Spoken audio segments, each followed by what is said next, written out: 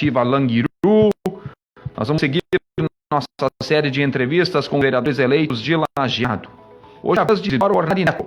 Vamos ver quais são os projetos, as ideias do vereador eleito com 1.513 votos. Foi o terceiro mais votado no pleito de novembro. Fornari tem um histórico de muitos anos de prestação de serviços ao Executivo. É funcionário de carreira, inclusive, né? E agora vai, então, para o Legislativo. Cumprimentos pela votação, satisfação recebê-lo. Seja muito bem-vindo, bom dia. Bom dia, Fernando. Bom dia, Rodrigo, bom dia. Fábio e especialmente os ouvintes, né? Que é uma satisfação estar aqui e trazer informações para quem apostou na gente, né? E claro que a partir desse momento de assumirmos, nós vamos ter que ser vereador para todos os lajadenses, né? Não é vereador só para os eleitos, todos os 1.513, né? Exatamente. É para todo o Lajeado. Então, é uma satisfação estar aqui e é uma satisfação estar dando esclarecimentos aqui para a nossa comunidade. A grande pergunta que a gente tem se feito, inclusive, porque o Fornari já foi secretário de governo por muitos anos, tem todo um histórico de prestação de serviço dentro do Executivo, e a pergunta é, fica na Câmara, foi eleito vereador, é lá que vai ficar, ou tem alguma chance de não executar o mandato? Não. Eu preguei isso, né, Fernando, de ficar como vereador, porque senão tu começa... A minha percepção disso é de que tu comece a atrair as pessoas que apostaram em ti. Porque se fôssemos ficar onde eu estou, eu não precisaria ter concorrido, né? Então a gente tem que ter um pouco de coerência nessa linha e dizer para as pessoas que votaram em mim que eu vou ser vereador, confirmando que vou ser vereador, né? Claro que fico nas duas funções porque o meu cargo de engenheiro concursado eu tenho que continuar exercendo, né? Então... Até porque ser vereador não deve ser profissão. Não, exatamente. Então é um compromisso que a gente assumiu lá quando foi candidato e as pessoas certamente apostaram na gente para ser vereador, né? Eu só queria reforçar a pergunta. Você fica os 4 anos ou alguma possibilidade de concorrer a deputado em 2022? Bom, primeiro vamos deixar as coisas acontecerem, né? Primeiro, eu acho que carece, isso sim, de nós fazermos a conjuntura, não de uma variedade enorme, uma infinidade de candidatos a deputados, né? Eu acho que carece nós fazermos... A região se articular melhor. A região se articular, os meios de comunicação, vocês são muito importantes para isso. Concordo. Né? Já estamos falando no assunto, inclusive. E nós temos que concentrar votos em gente daqui e não uma diversidade de cada partido ter a obrigatoriedade de botar um candidato. Eu acho que isso. Exatamente, mas isso começa a começar agora. Terminar essas picuinhas, começa logo. Terminar essas picuinhas, porque senão nós acabamos aqui há 4 anos vindo a falar de candidatos, candidaturas, e não elegeu ninguém. Nós estamos carentes de representantes a nível de Estado, a nível de governo federal, e a região tem capacidade para isso. A gente vê, e eu que vou muito, né, eu que faço esse trabalho muito seguidamente a Brasília, principalmente, a gente vê a dificuldade de quando chega lá, nós não temos um candidato, nós não temos um representante. Não tem uma casa lá, né? para a gente se sentir em casa. E de outra parte, tu vê alguns deputados de regiões infinitamente menores que a nossa. Muito menos articuladas. Muito menos articuladas. Com PIB muito menor. Exatamente. E que tem representante. Por quê? O Vale do Rio Pardo é o exemplo. Mas todos os lugares, se tu fores ver as regiões em que os deputados são, tu vai ver que são regiões muito menos representadas que a nossa, né? Exatamente. E nós aqui temos essa característica de... É um papel que nós temos pela frente. Exatamente. Aqui no Grupo A Hora a gente já falou, conversávamos eu e a Adair esses dias, o que fazer para liderar um grande movimento junto aos prefeitos eleitos e nós definitivamente decidirmos ter representação na Câmara Federal e na Assembleia Legislativa. Mas isso é um assunto para um outro momento. Agora a gente vai falar... Mas é importante também porque passa pela Câmara, passa pelos vereadores, porque os prefeitos... Veja, Lajeado, nós temos um prefeito e temos 15 vereadores. Então essa articulação passa muito por vereadores. Uma coesão dentro do Legislativo. Claro, porque Vou citar um exemplo. Outros partidos não têm um prefeito, né? Em Lajeado. Né? Nós temos um prefeito do PP com a coligação com o PSDB e outros partidos, mas não tem, alguns não têm representatividade do seu prefeito. E na Câmara tem. Então essa articulação tem que acontecer também na Câmara de Vereadores, ou muito e principalmente na Câmara de Vereadores. E não só na Câmara de Lajeado, talvez. Não, em todas, claro. Porque a gente percebe muito os partidos colocando só para ter um representante. Exato. Isso não é estratégia. Em 2014 foram 12 candidatos a deputado estadual no Vale do Taquari, e em 2018 foram 15 candidatos a deputados. Claro. E aí o resultado, a gente não fica... O Edson Brum, que é o mais ligado à região do Vale do Taquari, é do MDB, que a gente tem inclusive adotado por ser nosso, mas ele tem a maior fatia de votos, ele é ligado muito mais ao Vale do Rio Pardo do que ao Vale do Taquari, mas é o que a gente tem. Em 2018, foram 15 candidatos. Douglas Sanders do Novo, Timite do PT, Mariela Portes do PSDB, Marquinho Lang do PRB, Knipoff do PT, Vilcinho Jacques do PTB, Enio Bassi PDT, aí tem mais alguns outros candidatos, Claudio Miro da Silva do PNE, Raquel Gil do Democratas, Valmor Gribler do PV, Bispa Claudete do PMN, Sidney Ecker do MDB, Marili Vogel do PP e Reginaldo Moraes do DEM. E aí sim, Edson Brum também do MDB. Aí tu pega a MDB com 2. Sim. Edson Brum, se tu for se considerar... regionalmente tem 2, tem o Sidney e o... Exato. Então não a estratégia é nula, não existe estratégia regional. O PT com Schmidt e Knipoff. Não tem estratégia. Não tem. Não tem. Mas, enfim, acho que é uma pauta que a gente tem que colocar na esteira. Precisamos, se a gente quer mudar essa realidade, ou a gente cria uma mobilização grande, os gestores assumem o compromisso, os vereadores embarcam na mesma ideia e a imprensa faz o movimento, ou a gente vai continuar chupando no dedo, literalmente, mais 4 anos, mais 8 anos e assim segue, e fica apenas se lamentando, sem agir diferente. E falando que na próxima nós vamos fazer diferente. Isso, e nunca faz. Fecha parênteses. Qual é a função de um vereador, Isidoro Fornari, dentro da conjuntura que a gente tem hoje? Como vai ser a sua atuação dentro do Legislativo? Bom, primeiro é articular, né? Eu acho que a gente trabalha bastante em articulações como a gente está hoje. A ideia é fiscalizar e trazer, não por ser vereador de situação, não tem que estar fiscalizando, né? A gente participa nas duas pontas, mas a função do vereador, de fato, é a fiscalização.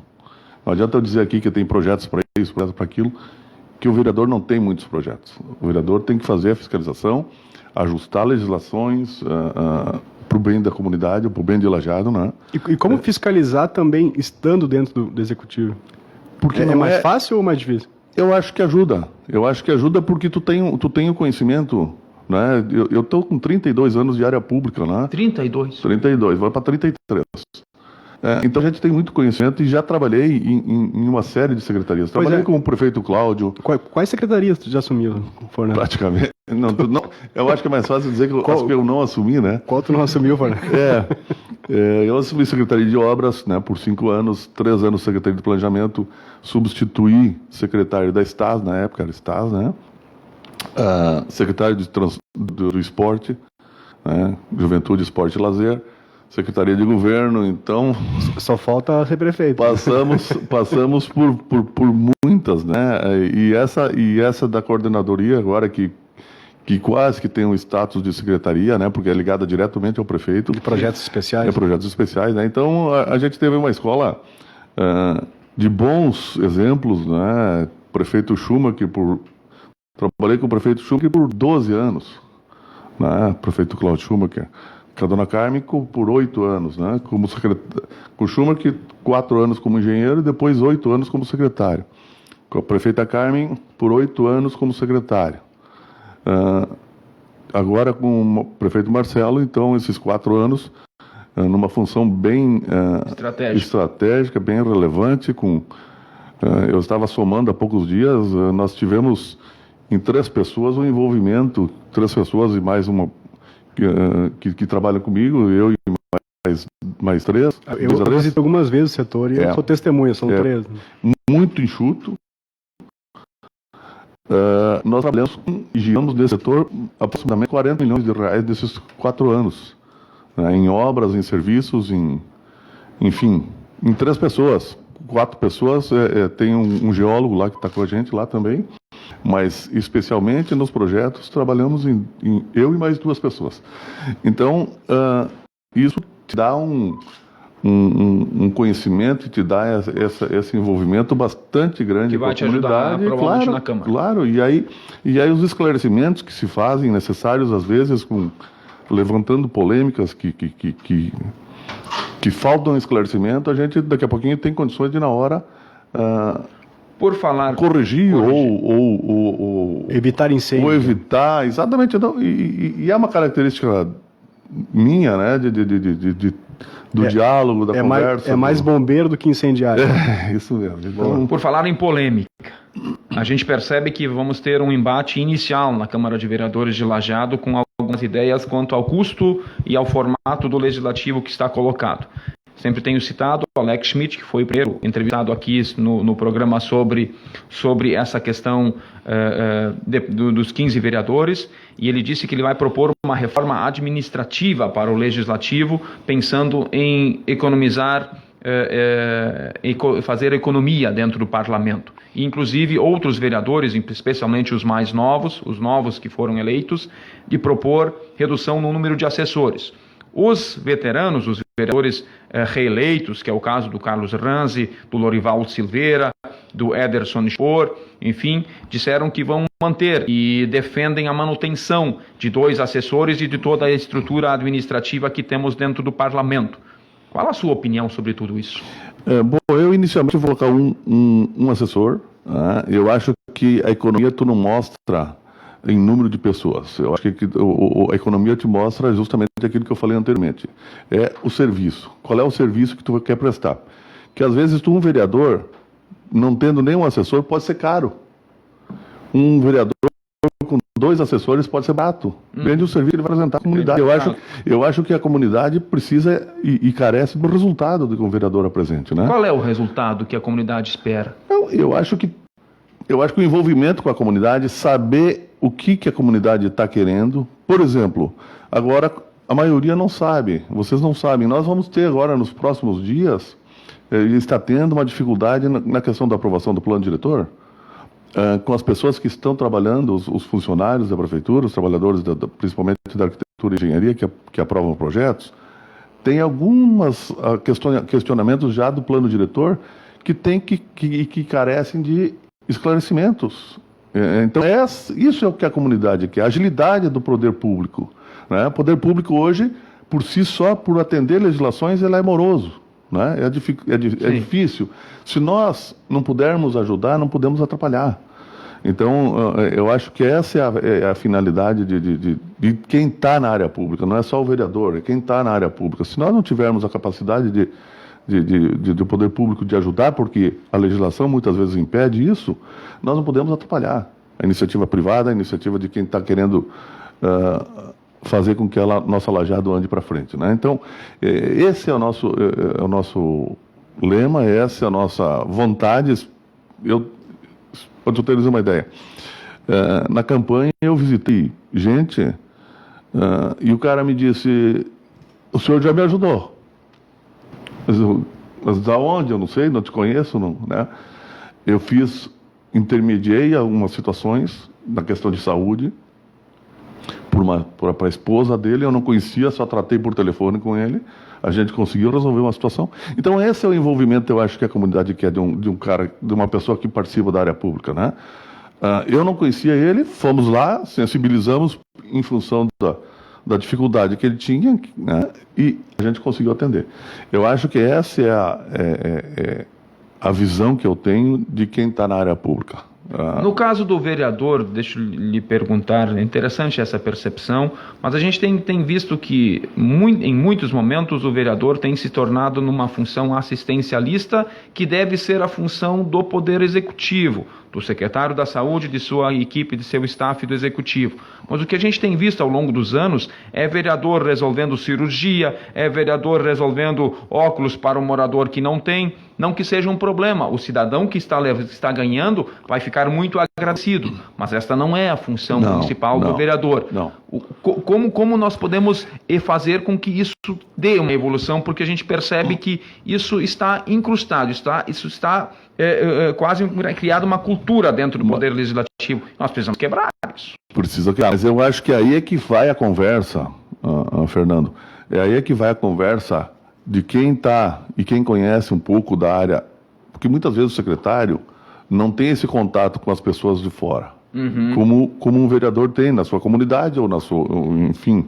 Por exemplo, eu fiz votos em praticamente todas as urnas. Então a gente é conhecido. E esses problemas chegando para o vereador tem que chegar não especialmente do caso específico, né? O que está acontecendo, por exemplo, vamos fazer na saúde.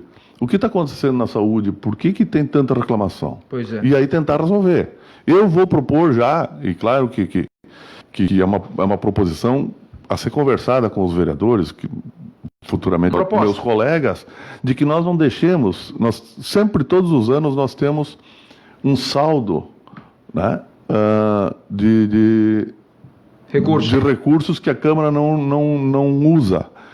E esperamos para o fim do ano acontecer a devolução para o município. Eu vou propor uma conversa com os vereadores, se é possível, de nós já mensalmente devolvermos para a área ou da saúde, se é a parte mais necessária, né?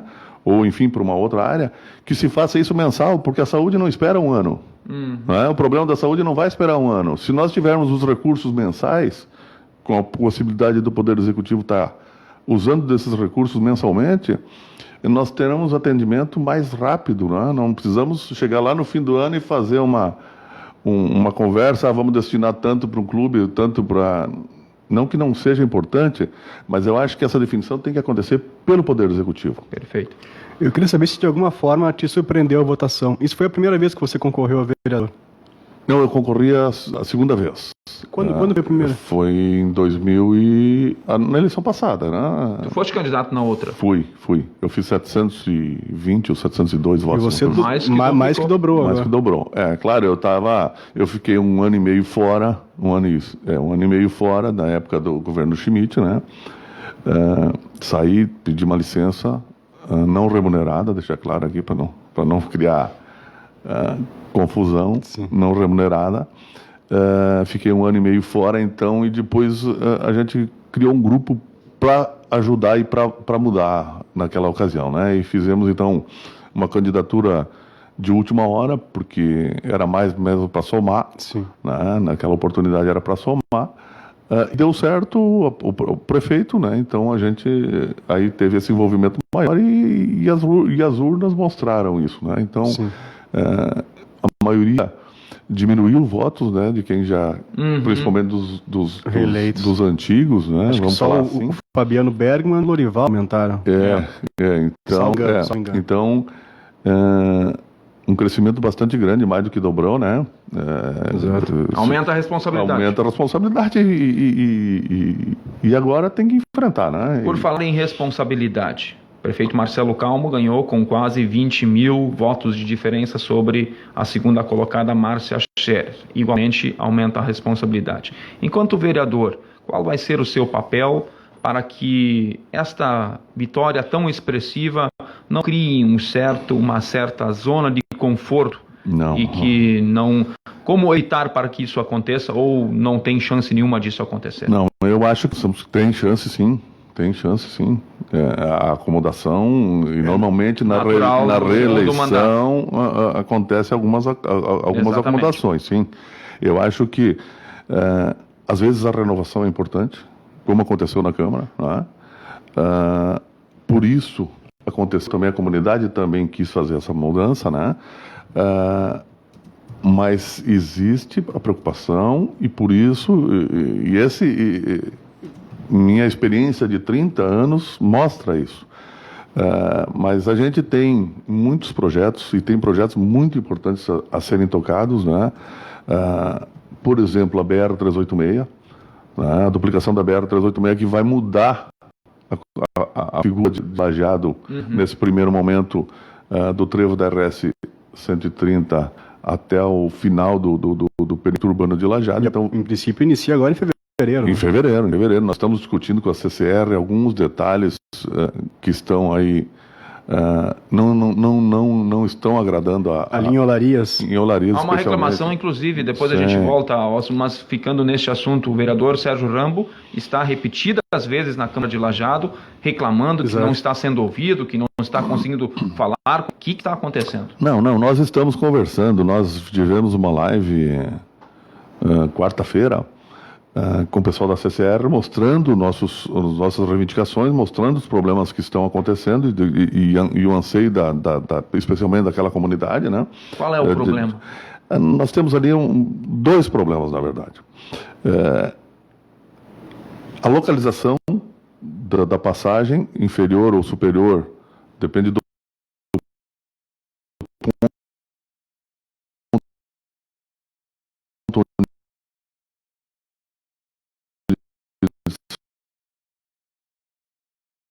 se localiza,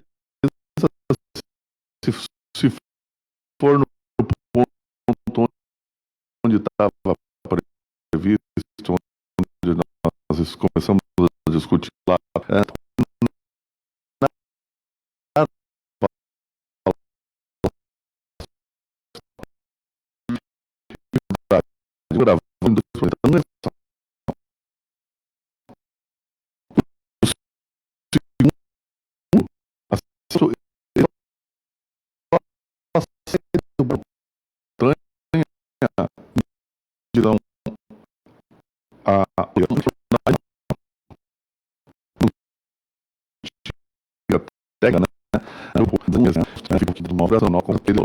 e nos apresenta alguma coisa de nos dar melhor, né? Porque vão ter isso em definitivo, não é uma obra que vai amanhã, nós vamos lá e vamos mudar.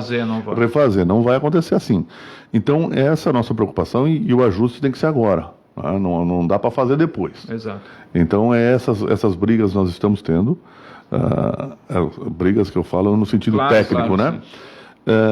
Estamos tendo e queremos e estamos buscando essa solução agora. Prefeito, a gente, porque eu trabalhei desde o início na reivindicação desse projeto, né? Então eu fui 5, 6 vezes a Brasília quando do estudo, para vocês terem uma ideia. Quando nós começamos a ir a Brasília, nós não tínhamos nenhuma via lateral no nosso trecho de Lajeado e só uma transposição que seria lá em Conventos. Imagina. Passarelas. Duas passarelas. Duas passarelas.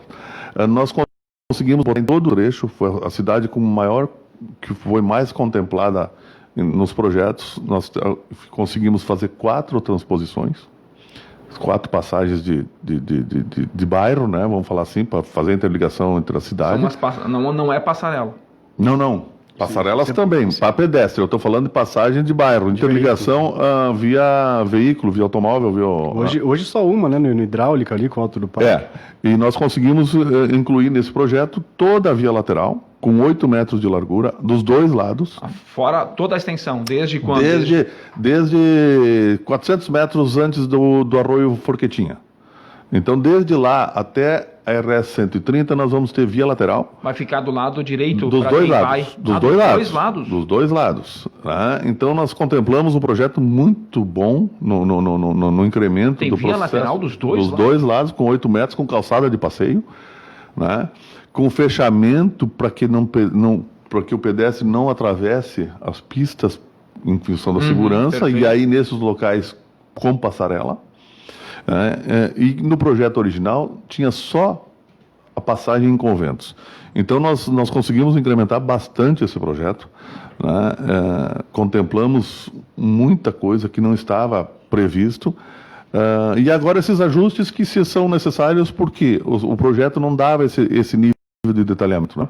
Esse nível de detalhamento começa agora nos projetos definitivos. Então é isso que nós estamos querendo ajustar e buscando esse ajuste para justamente termos uma condição muito próxima do ideal, se não, né? A briga é agora, por isso que eu falo, a briga é agora. Tem que ser agora. Então, e de outra parte também, né, Fernando? Também na RS 130. RS 130, um problema cada vez mais grave. Eu já estou conversando com o pessoal de Arroio do Meio, já estou conversando, não, começamos a conversar com o pessoal de Arroio do Meio, de nós reivindicarmos juntos, e aí mais gente possível, nós temos que começar a buscar uma outra ponte. No Forqueta, né? E o posto do Arco, Fornari, dias atrás, o futuro presidente do Codevat, né, o Luciano Moresco, vereador também encantado, se queixou bastante daquela sinaleira ali no posto do Arco. Nós construímos uma passagem ali no governo da Carmen Regina ainda. Isso. E me parece que não resolveu. Não, na verdade tem uma dificuldade ali porque aquela sinaleira hoje é complicada. É complicada, dá acidentes. Não é de hoje. Não é de hoje, claro. E está, segundo informações dos técnicos da EGR, ela está inadequada ali naquele local. Pois é. Eles estão certos. E não precisariam dizer isso, a gente sabe. Sim. Não precisaríamos dos engenheiros da EGR nos dizer isso, a gente sabe. Exato. A gente criar a solução. Então nós temos que ver também, em função dos equipamentos que o posto do Arco, em função dos caminhões, Sim. especialmente da distribuidora Charrua, né? Claro. Que se não tiver esse retorno ali, tem algumas dificuldades, então é alguma coisa que tem que ser ajustada no seu todo ali, né? Não é simplesmente tirar a sinaleira e está resolvido. Claro. São obras que carecem de adequações para poder contemplar, então, nós não temos como perder aqui, nós estávamos conversando aqui da questão dos faturamentos das empresas, né, e os retornos.